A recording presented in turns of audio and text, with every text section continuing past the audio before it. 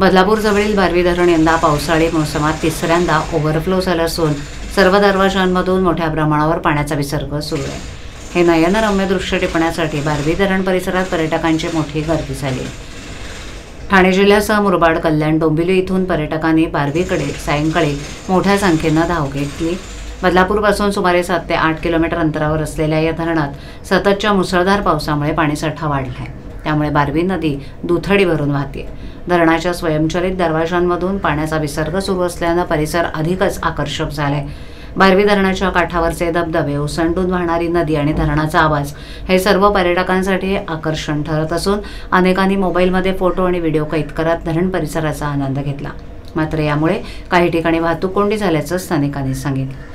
हवामान खात्यानं पुढील 2 दिवस मुसळधार पावसाचा इशारा दिल्यानं प्रशासनानं धरण परिसर आणि नदीकाठच्या गावांना सतर्क राहण्याचे निर्देश दिलेत। पाणी पातळी अधिक वाढल्यास नदीकाठच्या गावांमध्ये पूरस्थिती उद्भवू शकते याचा इशाराही प्रशासनाकडून देण्यात आलाय। बारवी धरणातून पाणीपुरवठा होणाऱ्या कल्याण, डोंबिवली, अंबरनाथ परिसरातील नागरिकांना यामुळे मोठा दिलासा मिळालाय। पावसाळ्याच्या शेवटीही धरण काठोकाठ भरल्यानं पुढील काही महिन्यांसाठी जलसाठा पुरेसा असल्याचे संकेत मिळालेत।